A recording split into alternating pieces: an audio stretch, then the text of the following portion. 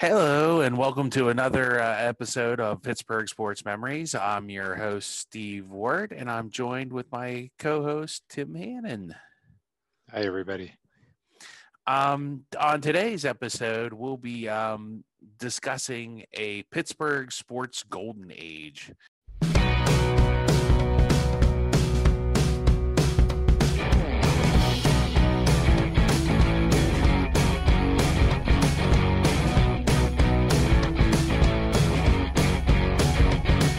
So when these great sports moments are happening, you don't think when they're happening, when you're in the moment, you don't think to look back and look at the bigger picture and see what was going on.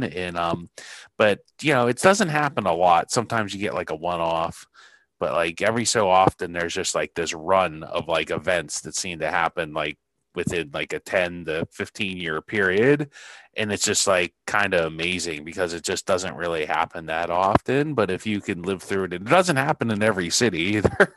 It seems to happen like Pittsburgh, more than other cities Pittsburgh size. So on this episode, we'll look back at what I think is the golden age that just had happened. So join us on this fun trip down into a golden age here.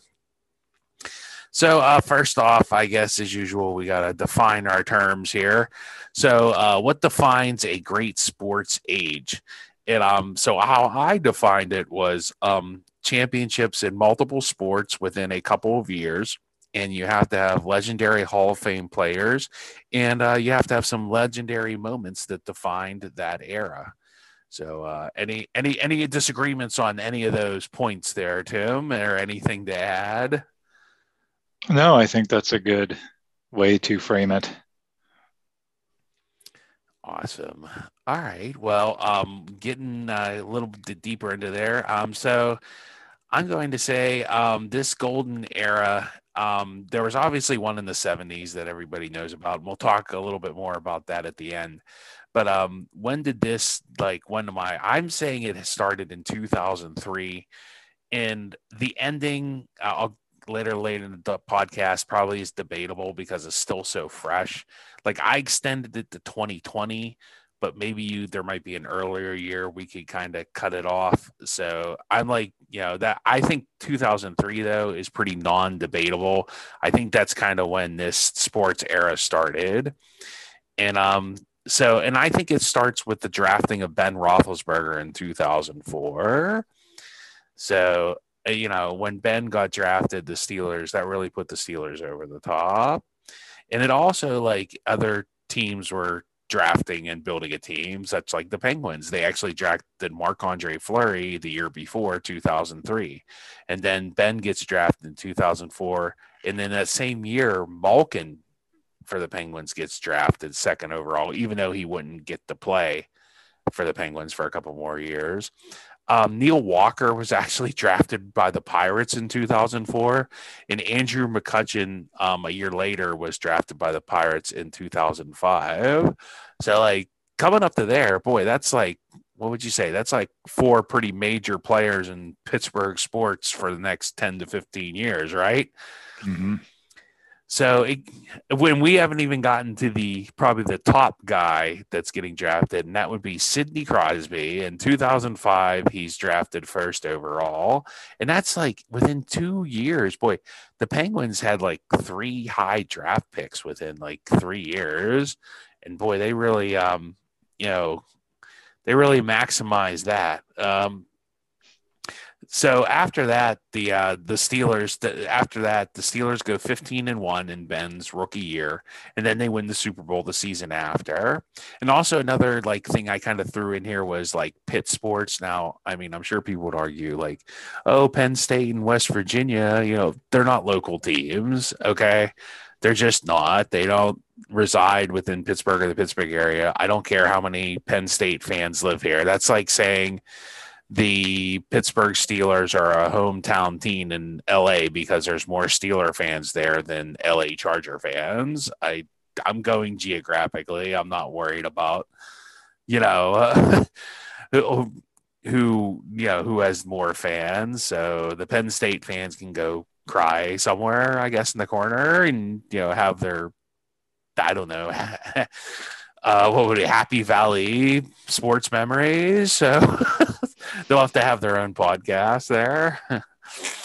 um, so Pitt basketball actually at the same time, they had hired Ben Howland in 1999, but they really started to get rolling in like 2002, 2003, and they hired Jamie Dixon in 2003 and kept him all the way to 2016. So Pitt basketball goes on this like amazing run at the very same time. Like the Steelers are getting good and the Penguins are getting good. So it's kind of weird. Now, not to be left behind in the dust, although they probably kind of were, was Pitt football. They had Walt Harris in 2004. Unfortunately, we covered that in another podcast, Walt's last season there. And then they'd had Dave Wannstedt for a couple of years, and they did okay. And but they finally went through a bunch of coaches before settling on Pat Narduzzi. And Pitt football is kind of like they have a moment, but not really as many moments as the other teams. So, and the main reason was that I think how many coaches from 2003 to 2020 did Pitt football go through? They went through like eight, eight. They went through. I think they went through 6 in just that 2-year span. 2 years. Whenever, yeah, in like 2011, 2012. So, yeah, there was a lot. Yeah, so that's probably contributing to they're not having as much success as maybe they should have. Their talent. Wait till I read off. So the championships of this 2003 to 2020 era, and like I have 20, you can just kind of put asterisks or question marks. Maybe that's where it ends. Maybe it doesn't. But yeah, well, I'm sure me and Tim will have some fun debating that later. The Steelers have Super Bowls wins in 40, Super Bowl 40 and 43. The Penguins have Stanley Cups in 2008 and 2009 season, 2015, 2016 season, 2016, 2017 season. Pitt basketball, they have Big East regular season championships in 2002, 2003, 2004, and 2011. So I guess 2002 might still be a little bit before really I considered this golden age to really kick in. And then they have tournament champions. They win 2003 and 2008. They win the Big East tournament. Pitt football does have a Big East 2004. They're like co-champs. I think they were a 3-way tie with Syracuse and Boston College, but they had some sort of edge, and they end up going to the Fiesta Bowl that year. They have 2010. They're co-champs also. And 2021, they finally win their championship. So it just really, really shows like, even Pitt football had some, championships over that. I guess it is 17 years, but I mean, there's teams that haven't done anything in 17 years. So ask Cleveland. So, it just really shows the dominance of all the local teams. The AFC champions, the Steelers, were in the AFC championship 2004, 2005, 2008, 2010, and 2016. They had a Super Bowl 45 appearance, which they lost to Packers and Aaron Rodgers. Pitt basketball made the tournament like 2002 to 2011, and then 13, 14, and 16. That's like a crazy run of tournament success, like for a team not named like Duke or North Carolina or UCLA or, that's like blue blood stuff, like, and they made the Sweet 16 in 2003, 2004, 2007, 2009, and they made the Elite 8 in 2009. Some guy named Scotty Reynolds stopped them from going to the Final Four. Someday, like, we'll have to cover that. That's one of the more painful losses in Pittsburgh sports history. You can do that one. We'll save that for another part. Yeah, that's up there with Sid Slid, quite honestly. So Pitt football, what were they doing? Hey, it was the 2013 Little Caesars Pizza Bowl was one of their great moments. And I was just watching some of the highlights of this, and I like remember how we were saying like they went through like 8 coaches, Pitt football. Like Pitt football still had Aaron Donald, James Conner, and Tyler Boyd, and Tom Savage was the quarterback. They had a pretty good team, and they still went 6-6. And I just attribute that like when you have a coaching staff that turns over that much, it just destroys your program. Of course, in that that time frame. They went to the Sun Bowl and lost 3-0. They went to the Meineke Car Care Bowl and they got 10 wins that year. That was 2009. And they went to the 2004 Fiesta Bowl, which they lost to Alex Smith, and now the ex-coach of the Jacksonville Jaguars, Urban Meyer. Apparently, he likes to kick players or something. Maybe he was kicking Alex Smith. That's why Alex Smith played so well. Poor Alex Smith. Can't catch a break. Meanwhile, the Penguins, they went to the conference finals in 2013 and lost to the Bruins. And they were division champs like 2012, 2013, 2014. And hey, even the Pirates decided they were going to have some good years. And that's how good, like the mojo, the sports mojo in the city was so good. It even carried the Pirates out of their funk. They broke their, their losing streak. They had 2013, 2014, 2015 wild card games. And of course, the 2013 Cueto wild card game is the best Pirate moment since the 79 World Series. Really, the Pirates haven't had much of anything, but I would put that up there with anything. So that's kind of the big moments that kind of happened throughout this era, I guess. I mean, it's so hard to pin down, when it started or ended, but this is all up for debate, I'm sure. Some of the big names that were involved in this, Ben Roethlisberger, and this is the man who started this. And Troy Polamalu, of course. James Harrison, he's a legend. Jerome Bettis. You have Alan Faneca, Hines Ward, Antonio Brown, T.J. Watt, Cam Hayward, Le'Veon Bell, and of course, Antonio Holmes.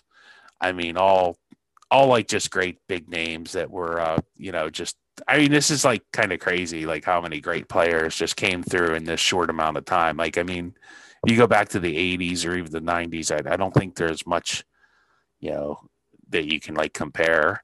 And it wasn't just one team. Sidney Crosby was the cornerstone of the Penguins. Then Malkin, you think Malkin's one of the more underrated NHL players? I Well, yeah. I mean, he had the, he was kind of the second guy on a great team. So maybe a little Scottie Pippen kind of thing going on there with him. And he's been kind of up and down at times in his career, but yeah, I agree. He probably will. It'll be interesting to see what his legacy is, 10 years from now.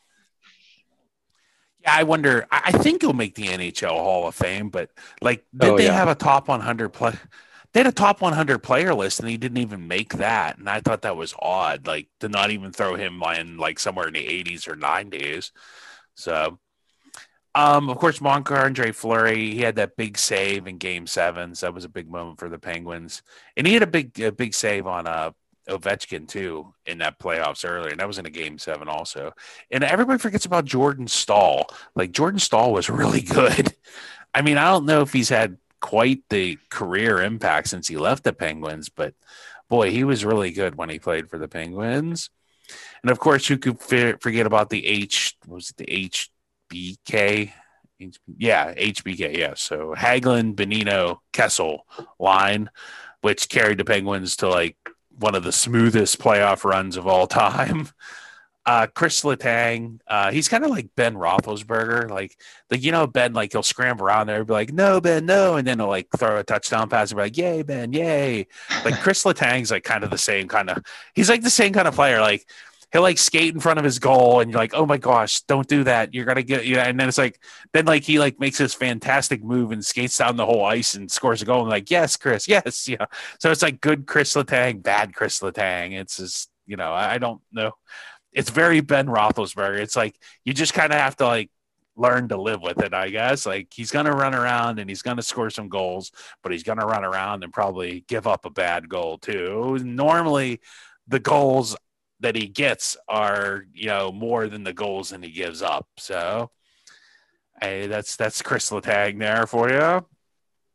Another guy like that probably is fading in people's memories is Matt Murray. I mean, he won us 2 cups. I can't complain. He's like one of the more solid goaltenders. He really did. And another guy, Sergey Gonchar, like it was just like another forgotten guy I don't know if he's going to make the NHL Hall of Fame, but he's had a heck of a career. And like, I mean, he really didn't get a cup until he joined the Penguins later. So, but he was kind of like brought into like what mentor Malkin. That was kind of his role there. Yeah, I don't know that they win that first cup in 2009 without Gonchar. Honestly, I think you could make that argument easily. Yeah. So the Pirates, some of their key players, Andrew McCutchen, who we mentioned, he ended up winning an MVP award, right? Yeah. Yeah. Neil Walker had a great career. Garrett Cole, I mean, unbelievable. Russell Martin, I know he only played here for a couple of years, but he was a really good defensive catcher. And I always liked Chung Ho Gong, and I thought he was a really good player until Joe Madden had his player cheap shot him. I don't know. Yeah, that still bothers me because that guy, I think that totally ruined that guy's career, and nobody cares because he's like from Korea and he's not, no, baseball never cared about that until like a Mets player got hurt. It was like, oh no, now we got an issue. So, moving on to some of the big names of Pitt basketball. You have DeJuan Blair, who ended up to play for the Spurs and a couple other NBA teams. It was just unbelievably awesome for Pitt. Levance Fields, another great point guard. Sam Young. I think Sam Young spent quite a number of years in the NBA. And, of course, Brandon Knight, who is kind of like the legend who kind of started everything, like Pitt's like run of dominance there, the point guard. Now comes to like the really like depressing part, and maybe just because I really like Pitt football, but like, okay, here I'm going to read you a bunch of names, and you tell me how many of these people are going to be in the NFL Hall of Fame.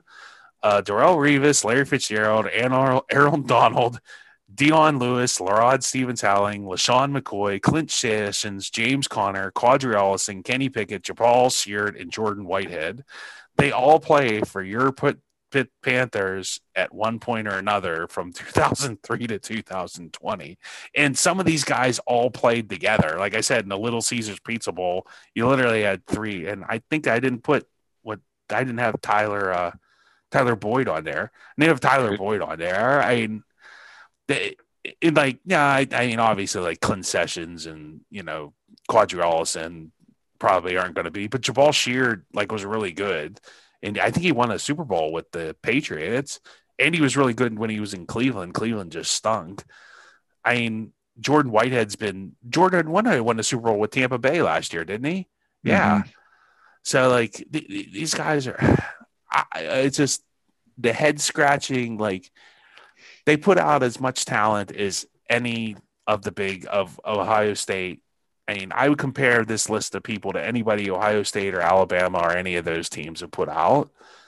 It's just, I don't know, it just scratches your head why they haven't had more success. I guess it's kind of like they have like one or two really good guys and then a bunch of like not as good guys, whereas those programs probably have like more of the, like, I think that's the difference between Pitt and Penn State. Is like Penn State has like better like overall college players, where Pitt will have like one or two like really good players, and then the rest are kind of like below average college. But maybe that's what holds Pitt football back. But yeah, you're right, Steve. It's amazing the list. It's amazing the list of Pitt players, like you said, that there's that much talent in that short of a period of time, and they didn't have all that much to show for it. I was trying to think of guys you forgot. You already mentioned Tyler Boyd.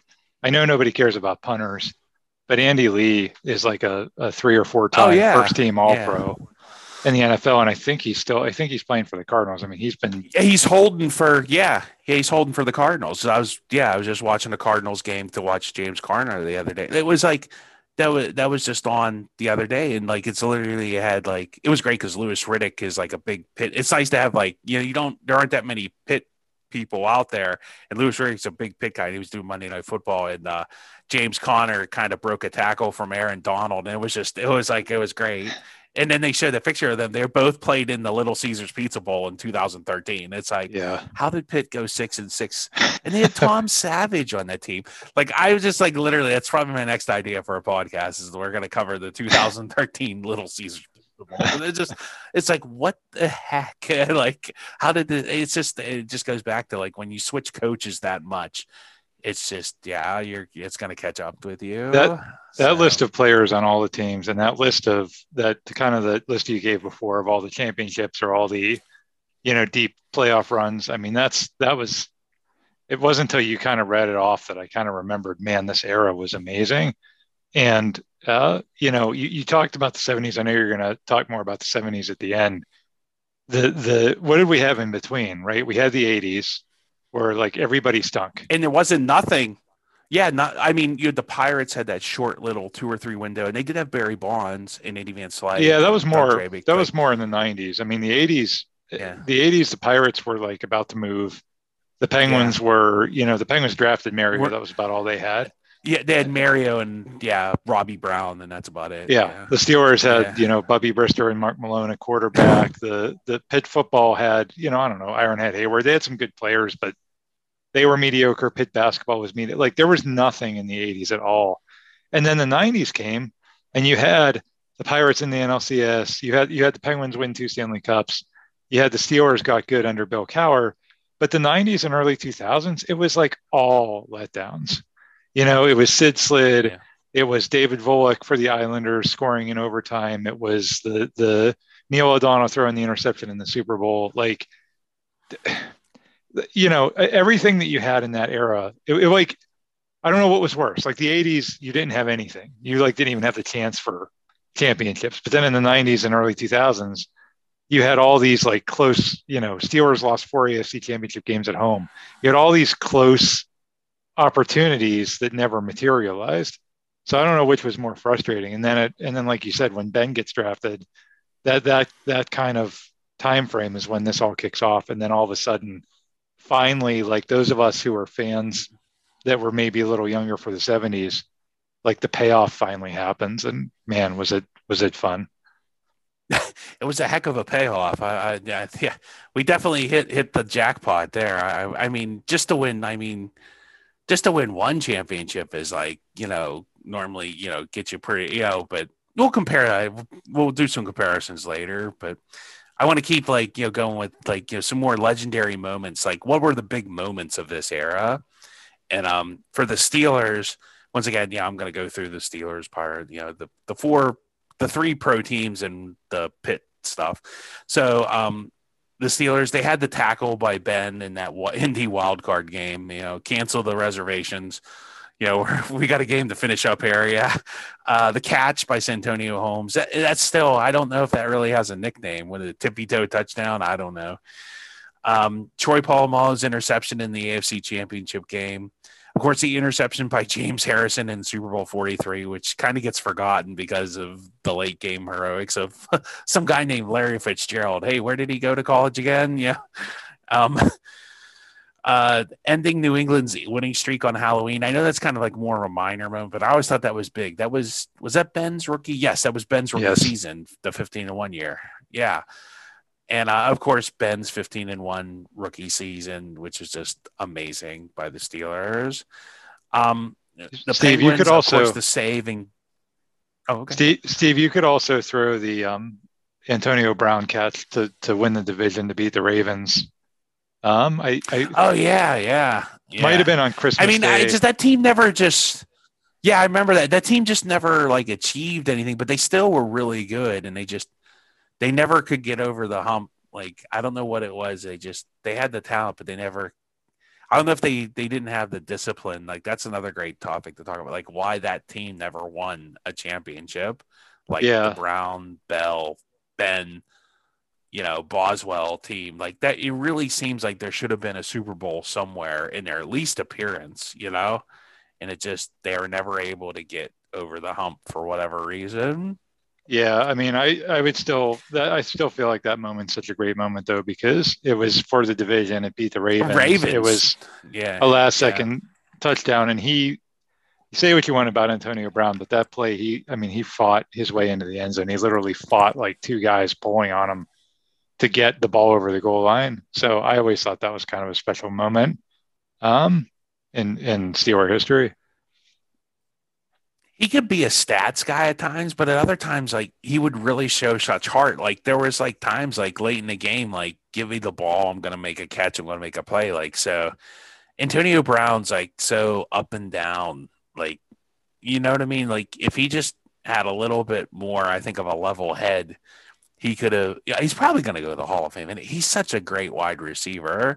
But it's just like $1 million talent, 10 set head, and it's unfortunate because he really probably could have been like up there with Jerry Rice and Randy Moss.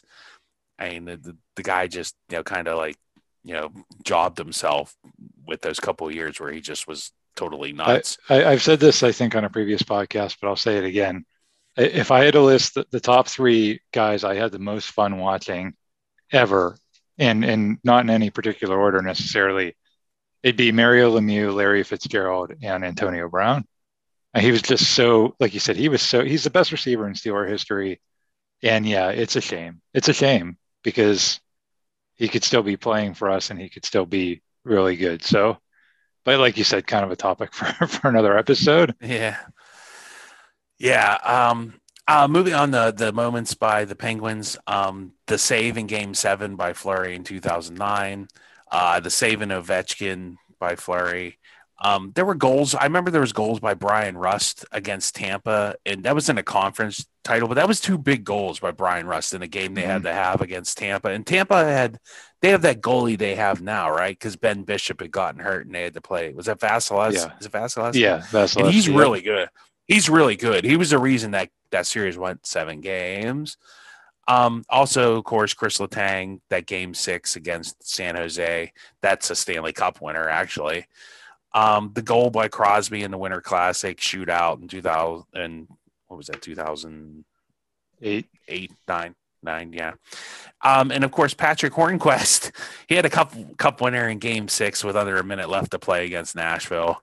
So those are all legendary Penguins moments. I'm probably missing a bunch in there, but we could go on and on with Penguins. They had so many great moments in those 3 Stanley Cup runs, and the Hornquist goal is one of the more underrated ones. Well, one that I would put on there definitely is the Kunitz goal that won the conference finals in Game 7. Yeah. That was another one where it was at Elliott, Brian. He just played out of his mind. Yeah. That was another one. Yeah. That poor guy because he played his heart out for sure. I feel like the Hornquist goal is a little bit underrated because like you said, that game was tied 0-0 and he scores in the final minutes to win the Stanley Cup. And I don't know, like that's a big deal, right? I just feel like that's not, if you're going to list all the great Penguins moments, that's not the first one that pops into your mind. Patrick Hornquist has a big cup winner in Game 6. And that's a very underrated goal. And was that Pekka Rinne? That was still Rinne, right? Was the goalie? Yeah. Yeah. And he kind of hits it off his back, and it's not like a pretty goal, like Letang's goal against San Jose, where like he skated all the way around the goal and like shot it in the opposite corner, and that's like a very Chris Letang kind of goal. Like once again, the good Chris, bad Chris, But so it would have been really bad if like he would have turned it over in the corner as a defenseman and been down. But Chris Letang doesn't do that; he's too talented. So, but. There's some great Penguins memories there, and not to be left behind. And since this era, just the magic in Pittsburgh, whatever the Pittsburgh sports magic was going on. The Pirates, they had their Cueto wild card game. McCutcheon did their MVP, and they broke their 20-year losing streak. So even though the Pirates didn't really win, I don't think even they didn't win a division, did they? No. But they did get they did have some other great moments. So good for them, I guess. Yay. Pitt basketball, my goodness, what a run. Winning the Big East tournament in 2003. Remember, and we've talked about this, Levance Fields hitting that shot to beat Duke in Madison Square Garden. Yeah. That was huge. That was really big.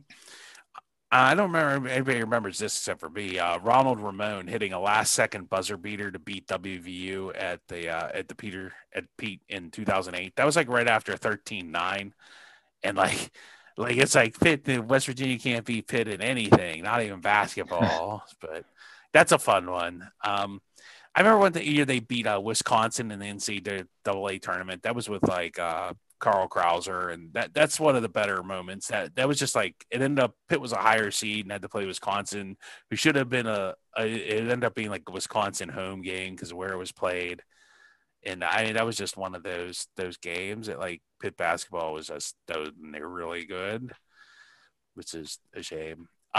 Pitt football, like we said, they had a lot of downs, but 13-9 happened, so that was definitely a big moment.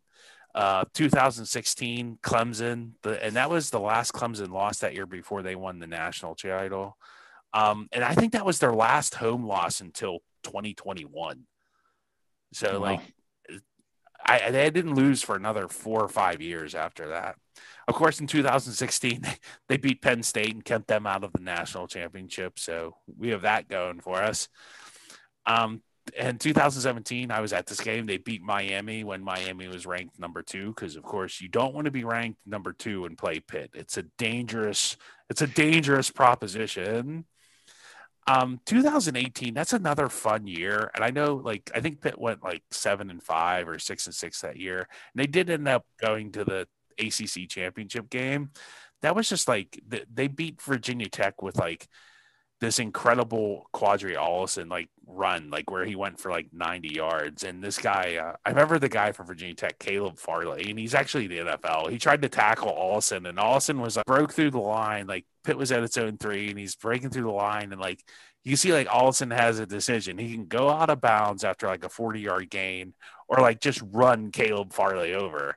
And it's like, I'll run Caleb, and he just literally runs the guy over and goes for like another 40 yards for a touchdown. So it was that was always that was one of my favorite Pitt plays. And of course, in 2021, this just happened. Pitt finally wins their first ACC football championship, and I think that's their first conference championship in football outright of any kind, because they were independent for the longest time, and they only ever were co-Big East champions. So yay for Pitt! 100 years of football, it finally happened. And of course, Kenny Pickett finishing third in the Heisman voting, but good for Kenny sticking around. And another thing that happened was Larry Fitzgerald finished second in the Heisman voting and in 2003. And like I was just looking at this, he finished ahead of Eli Manning, but behind Jason White. Like, who voted for Jason White over Eli Manning and Larry Fitzgerald? Oh, that's Ron Cook. Like, okay, if you don't like Larry Fitzgerald, that's fine, and you want to make the argument he doesn't touch the ball every time. So you voted for like Jason White over Eli Manning? That's crazy. And it's just like it goes to show like what a joke the Heisman is. I mean, they have no credibility. I mean, this is the same people that gave Paul Hornung on a 6-6 Notre Dame team the Heisman over Jim Brown. So, that award doesn't have any credibility. It hasn't had any for like what 50 years now. So, go figure. That's my fun little rant on the Heisman Trophy. Hope everybody enjoyed it. So how does Pittsburgh's golden era stand up against other cities? If you think about it, Pittsburgh really only has 3 pro sports teams, and they have 1 major local college. If for comparison, like Philadelphia, they have like a lot. They're a much bigger city with 1.5 million, and they have 4 pro sports teams. They have all 4 pro sports teams, but also they have like 5 or 6 major local colleges.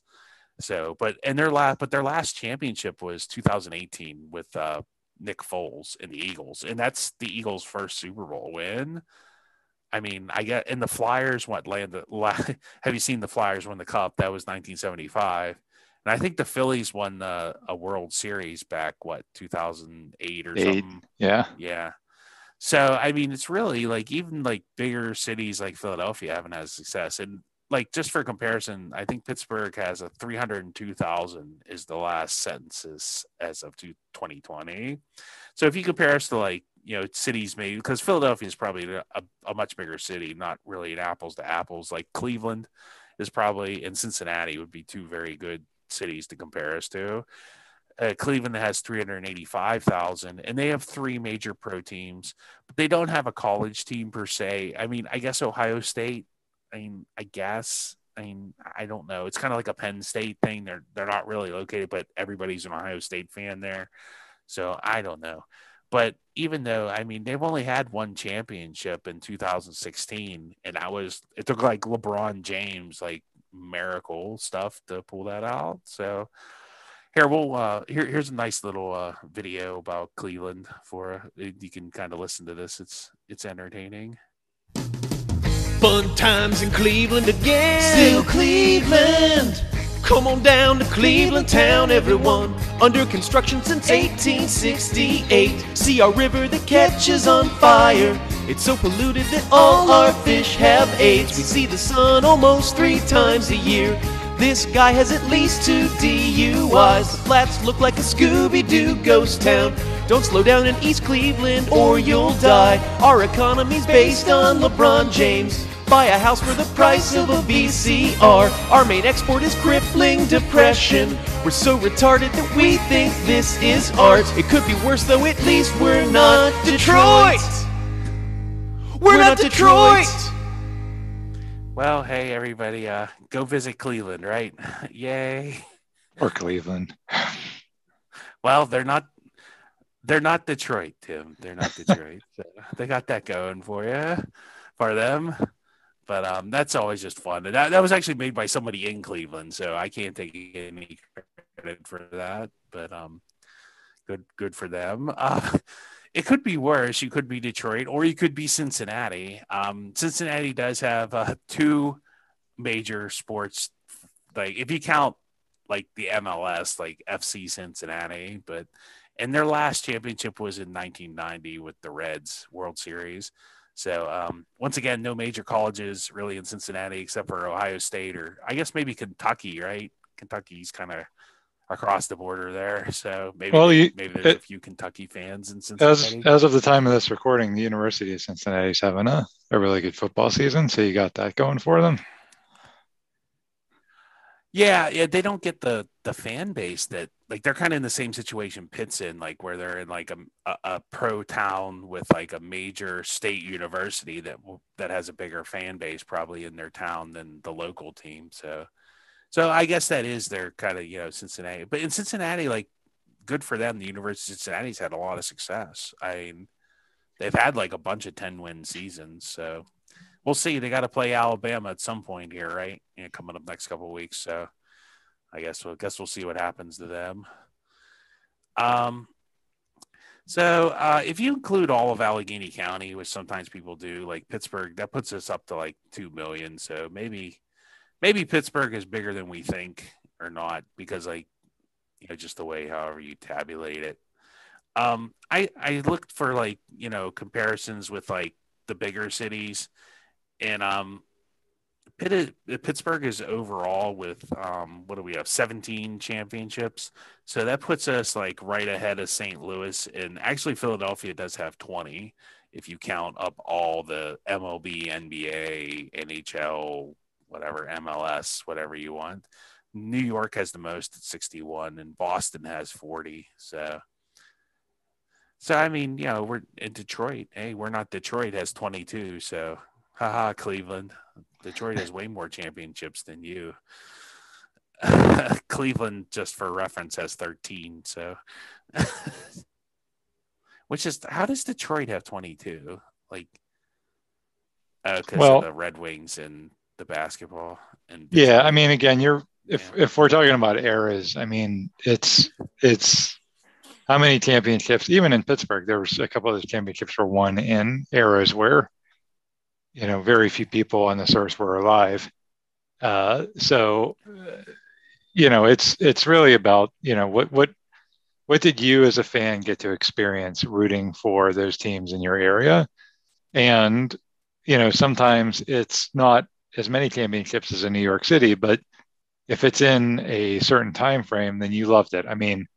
Look at, I don't know if you're going to talk, Steve, at all about the city of Tampa, but look what they're experiencing right now. You know, they've had 3 championships in the last, year, little over a year. So, do they have as many as some of these other cities? No, but those fans will look fondly back on this time and say, "Oh my gosh, we were winning championships and we were having parades, at the same time." So I think sometimes that's more valuable than like total number of championships. I think in a smaller town like Pittsburgh or Cleveland or, like it just means like a little bit more to people because like New York, like, not everybody in New York's going to be like, really into that sports. There's just so many people and so much to do. They probably, have other interests besides that. Whereas like when Pittsburgh, when the Steelers are going to the Super Bowl or the Penguins are going for a Stanley Cup or whatever, like even when Pitt was in the championship game, it seemed like the whole city seemed to really get into it. So I doubt that happens as much in some of these other markets. They did have a pretty cool like things, number of times winning multiple championships in one calendar year, and we've done it twice. No, New York, I guess, has done it 7 times, and LA's done it 3. And like you said, they have this only doing it once. So I guess that's like you said, like the Super Bowl and then the 2 things. And so Tampa did 2021, Pittsburgh we did in 2009, Boston did in 2004 with the Patriots and Red Sox. Oh yeah, that's right. And the Los Angeles 2020 because they had Lakers and the Dodgers. So and when we're you figure Pittsburgh and Tampa, wow, we're in there with like the big dogs, like because you figure Boston, LA, and New York, that's like major cities. They're just and they have all these they have more resources and just bigger market, and if you can stand up with those guys, you're doing all right. So how does this golden age compare with the other ones? Well, like you said, 2 Super Bowl champions, 3 Stanley Cups, Pitt basketball with 2 Big East titles and an elite. And it might be an outlier, but Pitt football with the ACC championship. Just for comparison, the 1970s golden age, which, I consider that starting with the drafting of Mean Joe Green, which I guess technically was 1969. And then I say it ended with the Super Bowl win in 1980. I would say, I have the Condors on there, but they won in 1968. So I don't know if we're really they were kind of like, another outlier kind of thing, but they had 4 Super Bowls, 2 World Series, and a Pitt football championships. The Penguins even made the playoffs a couple of times. And, definitely the 70s, they probably have a little bit of an edge over this just because like Pitt had an undefeated season in football. That doesn't happen that often. And, 4 Super Bowls and 2 World Series. I mean, does that equal 2 Super Bowls and 3 Stanley Cups? That's 5 to 6. So it's a little, the 70s probably were a little bit more dominant in Pittsburgh sports than whatever this era was. 2003s, the 2020s, like it has an extra 7 years on the 70s, which is a little more compact. So I would tend to agree with that. Pittsburgh. Yeah, I would tend to agree with that, Steve. It's a hard comparison, but I think one thing you could give the 70s an edge is you had a team with the Steelers that was literally one of the greatest dynasties of all time. And I don't know that you could say that about, the Penguins or the Steelers teams that won championships of this era. Like you can't, they're great teams. I don't know that you can put them in like the top 3 of all time dynasties, right? Although maybe you can make an argument for the Penguins winning back-to-back cups in the Cap era, which is not easy to do. But yeah, that's probably why you give the edge to the 70s because of those Steelers teams. And then, to have the Pirates win 2 World Series and Pitt go undefeated and win a national championship on top of it. It's hard to argue, but so I would give the edge to the 70s, but like, are we going to complain? I mean, we've been very blessed in this era. Yeah. And now for the real, like, I guess this is how we're going to end it since everything's got all good things that's come to the end. Father Time is undefeated unless you're Tom Brady, who's apparently some sort of vampire and will be living forever. Who knew avocado juice was the fountain of youth? I don't know. Maybe that's why I moved to Tampa. There wasn't Ponce de Leon looking for the fountain of youth down there. Maybe he found it. I don't know. So why do I think this golden age is over? Well, one of the reasons was when Jamie Dixon left Pitt basketball, he took all the competitive. He packed up his bag and was like, here, let me take all the winning and competitiveness with me on my way out the door. And at Pitt basketball, absolute garbage since 2016. They are just horrible. So they've kind of gone back to where they were before Ben Howland showed up in the 90s, which is very sad because it was a lot of fun to watch Pitt basketball be that good for that long. And it wasn't like a 1 year flash in the pan. That was 10 years of really, really good Pitt basketball. The Pirates, after 3 years of being competitive, they let everybody go. Let Andrew McCutchen go, let Neil Walker go, and now they've gone back to 100-year losses every year and 5-year plans and fireworks night, and hey, Journey's coming to play after the game. Who wants to see them? And it's the Pirates have kind of gone back to what they always were for a long time. Crosby, he was hurt a lot this year, and I think he's in decline. He's 34 years old right now, and I gotta say he's probably on the back end of his career, and it's just. Marc-Andre Fleury isn't around anymore. Nothing against Tristan Jarry, but I don't see them winning a Stanley Cup with Tristan Jarry. But I could be wrong, and I'll be happy to eat crow, and you can play this over and over again and make fun of me. But I don't know. I don't see it with Tristan Jarry. But hey, whatever. Of course, Marc-Andre Fleury, he's been traded, and Malkin's been hurt for a long time. I think I saw somewhere like he's missed, like if you total up all the time he's missed like 3 seasons total now. So Malkin has really been. Now the rumors going around that Ben Roethlisberger, he's going to be retiring at the end of this season, and I think that probably makes sense to me. He'll probably be gone. So the guy who kind of started it, it'll be a nice little like bookend to end it. Put football, I mean, is it just an exception that they won the ACC this year in a down year when Clemson wasn't dominant? But I don't know if Clemson, just had a bad year and they'll be back to being Clemson next year. But at least in Pitt's division in the Coastal, like all the major players like Virginia Tech, Miami, who else? Virginia. They all had to change coaches this season. So Pat Narduzzi, if he can like keep himself together, he could at least dominate that division for the next 2 to 3 years while these other schools try to get it together. And there's even rumors that Miami wants to leave the ACC. I don't know what Miami's thinking, like why they would get more money in the SEC. And I don't know why the SEC would want Miami. It's a very small draw. Like I bet there's more Florida fans in Miami than there is Miami fan, University of Florida. So I don't know what's going on with Miami besides, they're overestimating their pool and draw. I just think like just between, obviously the Pirates are in a heap of trouble, and I don't think the Pirates are going to be very good in the next 2 to 3 years. And I think the Steelers are going the same way. I think Ben's going to retire. When you don't have the quarterback, it's tough to win a championship. And then it seems like their defense is totally falling apart, and they haven't drafted well the last couple of years. Like all their draft picks really aren't panning out. I mean, unless like Devin Bush and some of those other guys, like, maybe he comes back from his ACL better next year. Finally, maybe it just took him a year to get better. I don't know how you win on defense. And what happened to Stephon Tuitt? Did he just does he still alive? Does he exist? Is he just a figment of our imagination? I mean, you just can't win in like their offensive line. I don't know. I don't know how the Steelers rebuild. And the Penguins, like I said, like Crosby's fading. They don't have a goaltender really anymore. Matt Murray got traded. Jarry, I don't think is the answer.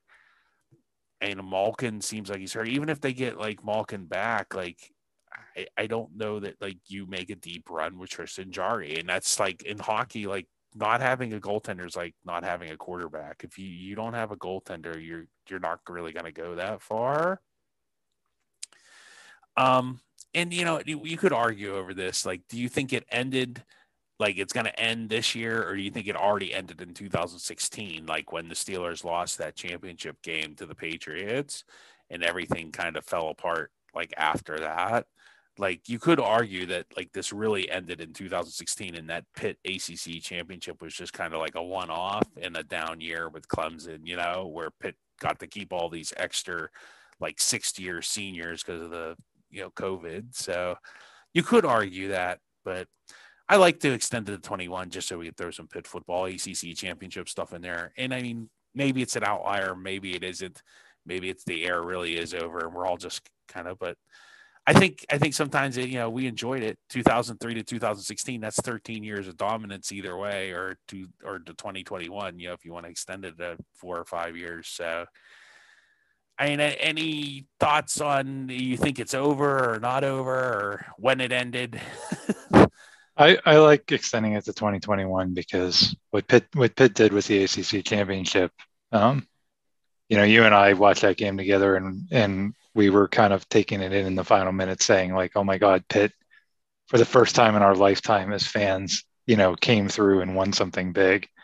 So I feel like to me that was almost right up there with Super Bowl 40 or moments like that. I think it is over. It's depressing is that whole description you just gave is you're right. I mean, Ben Roethlisberger is gone soon. Sidney Crosby and Malkin and those guys on the backside of their careers.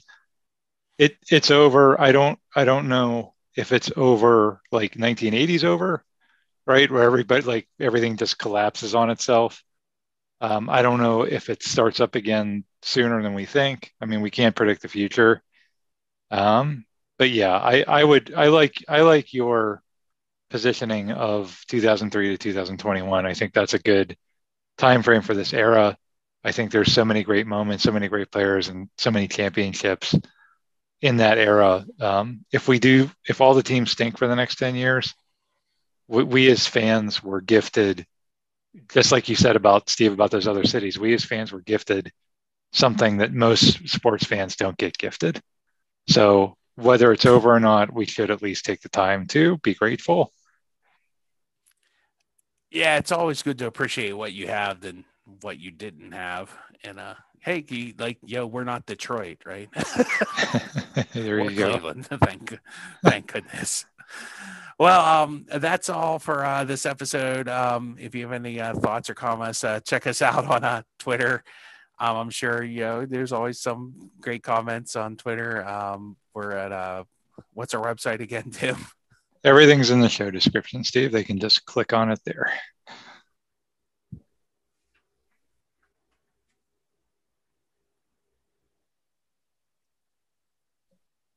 Oh, okay. Awesome. Well, thank you for tuning in. As usual, give us a good ranking. Word of mouth is always helpful. And we'll see you next time on Pittsburgh Sports Memories.